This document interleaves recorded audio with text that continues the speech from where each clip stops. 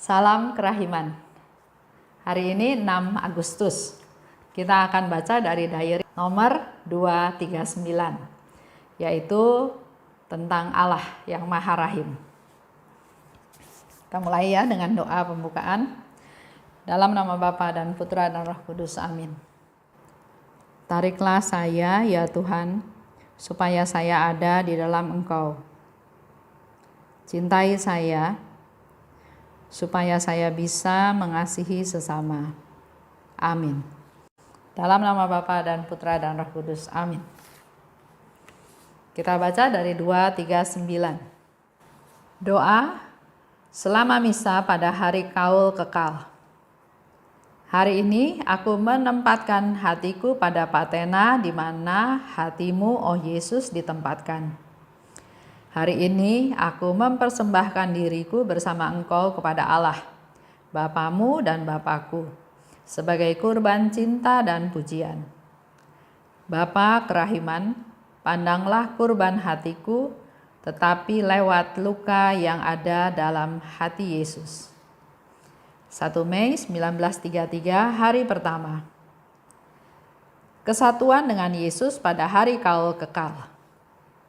Yesus, mulai sekarang hatimu adalah milikku, dan hatiku seluruhnya adalah milikmu.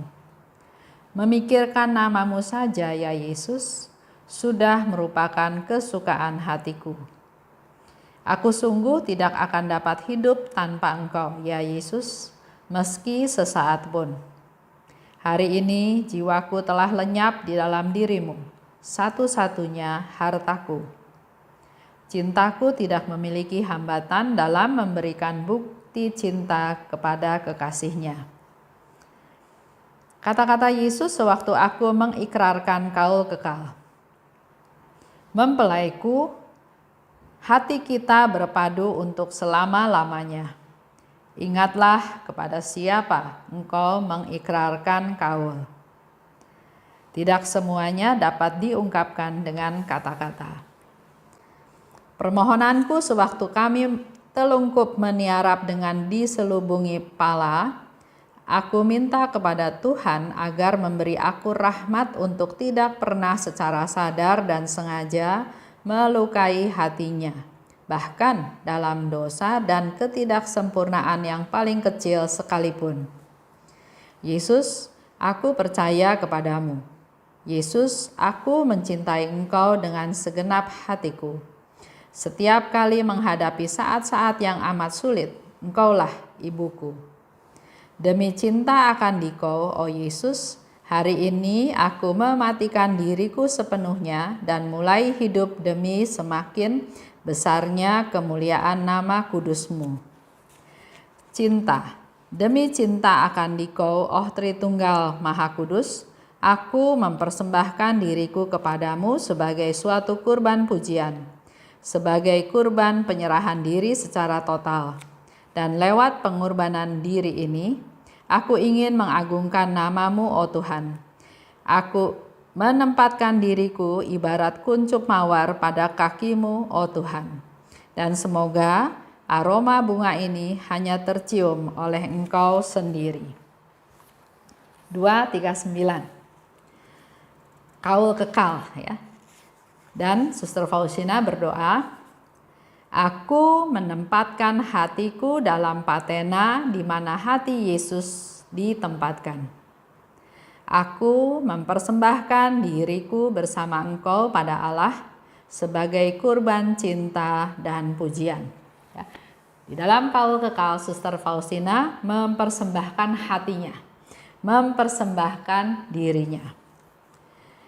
Dikatakan lagi, Bapa kerahiman, pandanglah kurban hatiku lewat luka yang ada dalam hati Yesus. Pandanglah kurban hatiku. Jadi waktu itu Suster Faustina berkata kepada Allah Bapa, pandanglah kurban hatiku, tapi lewat luka yang ada dalam hati Yesus. Seperti sering dicontohkan, Yesus katakan bahwa kalau ada orang yang sedang sekarat, dia akan datang sebagai Allah yang Maha Rahim. bukan sebagai hakim yang adil, tapi sebagai Allah yang Maha Rahim. Dan Dia akan membela si sakit yang sedang sekarat, si pendosa itu di hadapan Bapa. Diungkapkan dengan cara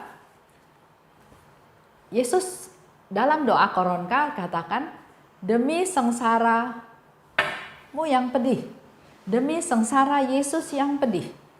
Jadi doa koronka kan doa kepada Allah Bapa ya.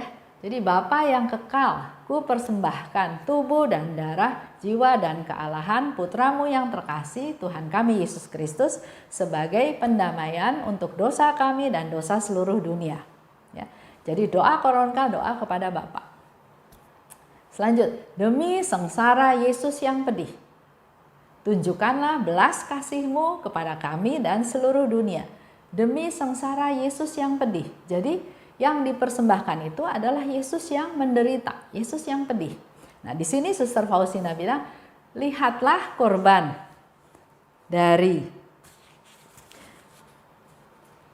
hatiku, tapi enggak hanya melihat langsung korban hatinya Faustina, tapi dia minta kepada Allah supaya melihatnya melalui luka-luka dari hati Yesus. Artinya pengorbanan saya nggak ada apa-apanya, nggak ada artinya. Tapi dengan melihat melalui luka yang ada dalam hati Yesus, Allah Bapa melihat bahwa Yesus menderita, Yesus terluka hatinya untuk membela kita.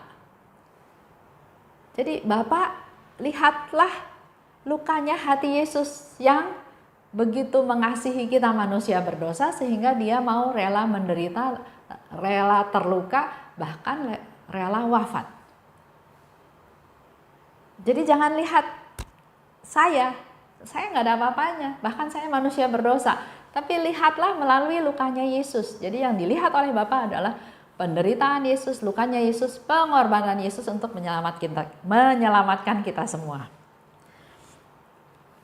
Yesus menderita untuk saya. Ya. Tanggal 1 Mei 1933 itu pada ikrar kaul kekalnya. Faustina bilang, memikirkan namamu saja Yesus itu sudah merupakan kesukaan bagiku. Kita juga bisa praktekkan ya. Sering ingat Yesus dan itu menjadi kesukaan. Yesus, Engkau menolong aku. Yesus, Engkau menjaga aku. Yesus, Engkau penyelamatku. Itu mendatangkan kesukaan. Kata Yesus, mempelaiku, hati kita berpadu untuk selama-lamanya. Ingatlah kepada siapa engkau mengikrarkan kaul. Begitu pula kita diingatkan. Ingat ya. Jadi jangan sampai dalam perjalanan hidup kita menyimpang, kita menyeleweng karena godaan-godaan, karena pikiran-pikiran yang enggak sejalan dengan Tuhan. Jadi Tuhan mau katakan di sini, ingatlah kepada siapa engkau mengikrarkan kaul. Ingatlah kepada siapa engkau mengandalkan, engkau berserah. Itu kalau buat saya suatu teguran. Ingat, apa yang kamu lakukan itu adalah untuk dipersembahkan kepadaku, kata Tuhan. Ya, jadi jangan sampai kita melakukan hal-hal yang enggak berkenan pada Tuhan. Permohonan Suster Faustina pada waktu telungkup ditutupi pala. Pala itu adalah suatu kain hitam dengan salib putih di tengahnya yang biasanya dipakai untuk upacara orang meninggal. Jadi simbol mati terhadap dunia. Jadi kalau saya bayangkan kain pala itu, kalau ada yang meninggal ditutup dengan kain hitam, tengahnya ada salib putih, itu sebagai suatu simbol mati terhadap dunia. Lonceng juga berbunyi tanda adanya pemakaman. Dan uskup akan berkata, bangkitlah, hai kamu yang mati terhadap dunia, dan Yesus Kristus akan menerangi kamu. Itu yang dilakukan pada saat kaul. Jadi uskup akan berkata, bangkitlah. Jadi kita juga bisa membayangkan sebagai manusia yang berdosa, kita meninggal, kita wafat, kita mati, ditutup oleh pala itu, kain itu. Dan Bapak Uskup bilang bangkitlah, kita bangkit menjadi manusia yang baru. Karena kita mati terhadap dunia, tapi kita bangkit, kita hidup untuk Yesus yang menerangi hidup kita. Di dalam doanya Suster Faustina, dia katakan aku minta, ya. Suster Faustina minta supaya dikasih rahmat. Rahmat yang secara sadar dan sengaja dia tidak mau melukai hati Yesus sekecil apapun. Dia minta rahmat itu. Jadi kalau kita mau melakukan suatu kesalahan, kita diingatkan, dikasih rahmat untuk ingat ya, jangan melukai hati Tuhan. Dalam hidup kita sehari-hari, mungkin kita masih sering langgar ya, masih egois, masih memikirkan kepentingan sendiri. Nah, kalau Suster Faustina minta rahmat supaya tidak pernah secara sadar atau sengaja melukai hati Yesus, walaupun bahkan dengan dosa yang sekecil apapun. Aku percaya padamu Yesus, aku mencintai engkau dengan segenap hatiku. Itu doanya Suster Faustina ya. Setiap menghadapi masa sulit, engkaulah ibuku. Jadi di dalam doa itu, Suster Faustina minta rahmat, tapi juga membuat satu statement, satu kesadaran, kesimpulan, iman bahwa setiap menghadapi masa sulit, engkaulah ibuku. Dia katakan pada Yesus ya, aku percaya padamu, aku mencintai engkau dengan segenap hatiku. Demi cinta akan dikau, ya, dia katakan, aku akan mematikan diriku sepenuhnya dan mulai hidup demi makin besarnya kemuliaan nama kudusmu. Perlu punya komitmen, perlu punya target, perlu punya tujuan, perlu punya keinginan. Dan dikatakan demi cinta akan dikau, Suster Faustina katakan, aku mematikan diriku sepenuhnya dan mulai hidup demi makin besarnya kemuliaan. Jadi biar dia makin kecil, makin nggak dipedulikan, tapi dia peduli untuk kebesaran nama Tuhan. Yang kedua, aku mempersembahkan diriku sebagai kurban pujian dan kurban penyerahan diri secara total. Jadi bukan saya lagi ya, jadi fokusnya untuk kita semua juga sama. Pada saat kita fokus, kita berpikir untuk kepentingan saya, kita ingat bahwa yang dilakukan oleh Suster Faustina adalah menyerahkan diri secara total kepada Tuhan. Jadi bukan aku lagi, biar untuk kemuliaan Tuhan. Ini semua menjadi permenungan buat kita semua. Bagaimana dengan kita? Memang nggak ada kaul kekal ya, kita nggak ada kaul kekal. Tapi setiap kita pribadi punya panggilan. Ada yang sebagai suami, sebagai istri, sebagai ibu, sebagai ayah, sebagai orang tua, sebagai anak, sebagai teman, sebagai atasan. Kita semua punya panggilan. Kita semua punya panggilan. Oleh sebab itu, kita juga harus melakukan panggilan tersebut dengan sebaik-baiknya. Sebagai istri yang baik, mendampingi suami. Contoh ya, ada satu cerita. Suami istri. Karena suatu pekerjaan, maka suaminya harus kerja di luar kota.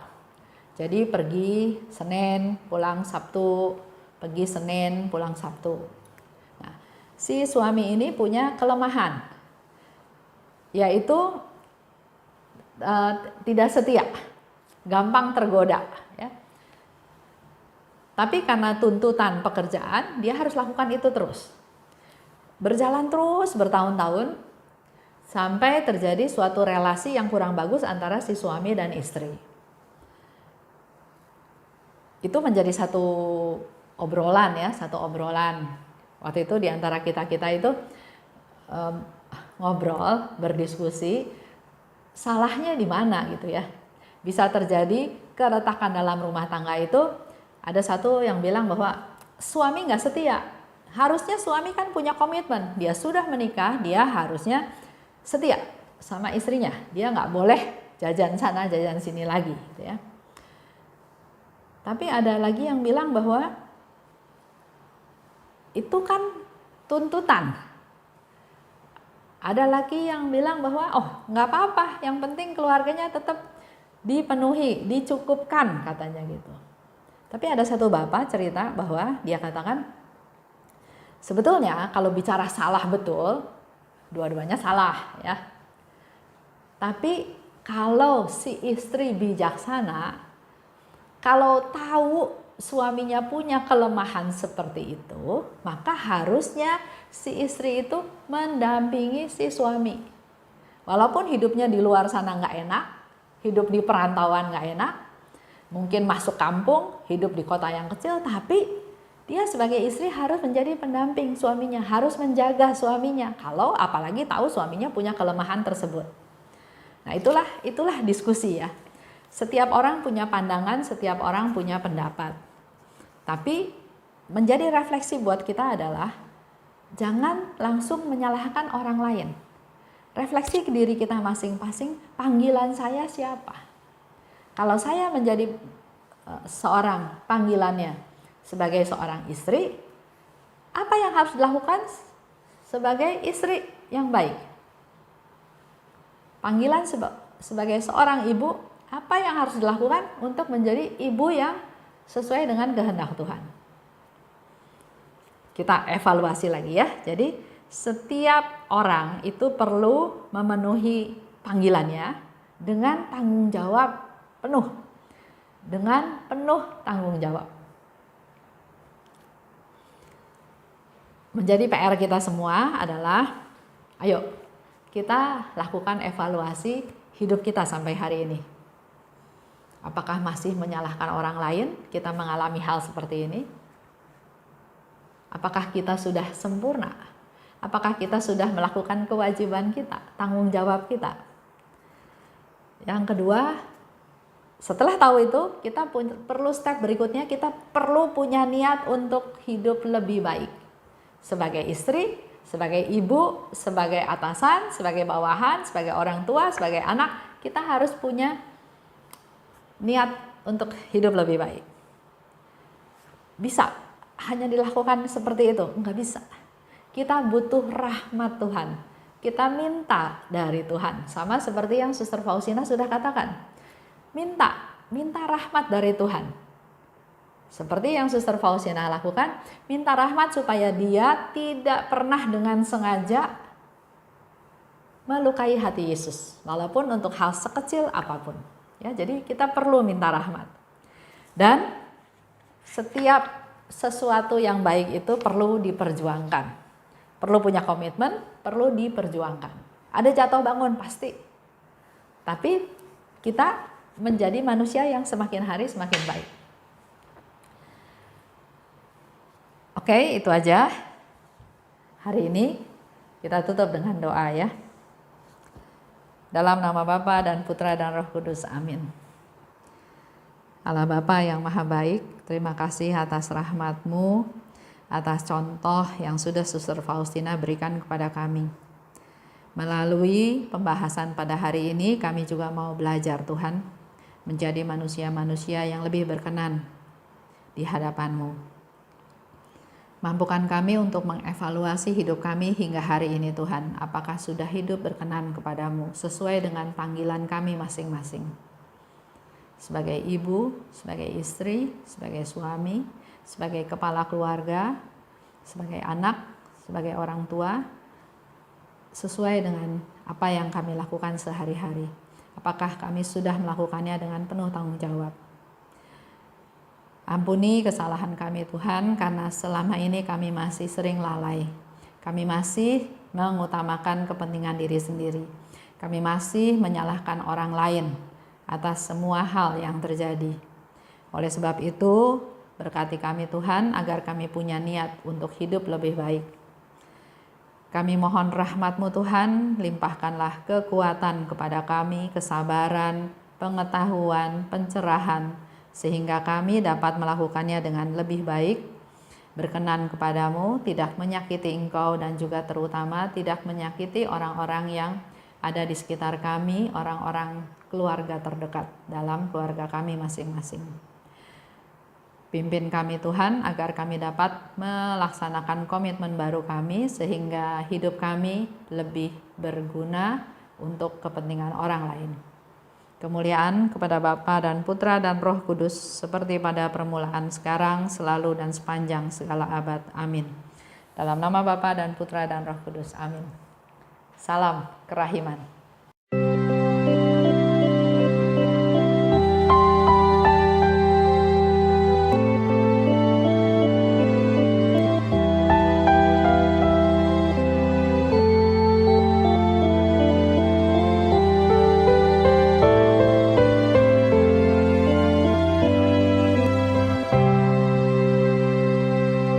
Syukur kepadamu ya Allah,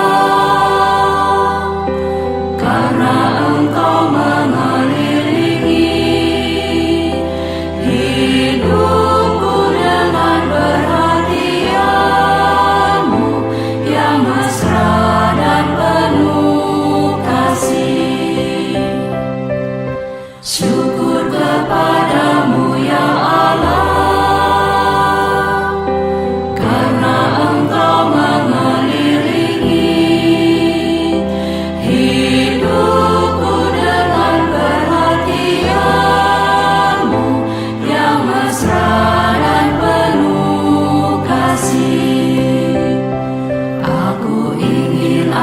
seluruh hidupku selalu menjadi ucapan syukur.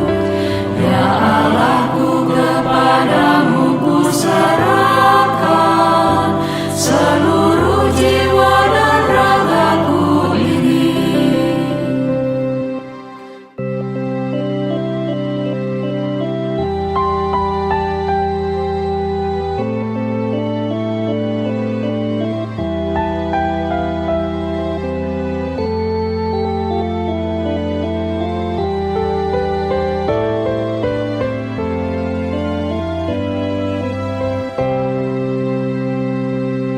Syukur kepadamu ya Allah, karena Engkau mengelilingi hidupku dengan perhatian-Mu yang mesra dan penuh kasih. Syukur kepadamu ya Allah,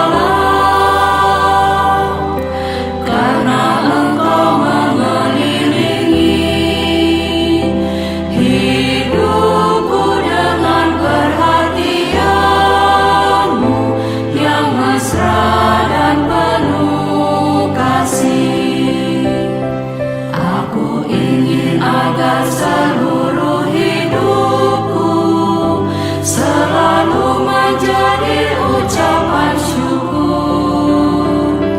Ya Allahku, kepadamu ku serahkan seluruh jiwa dan ragaku ini. Syukur kepadamu ya Allah,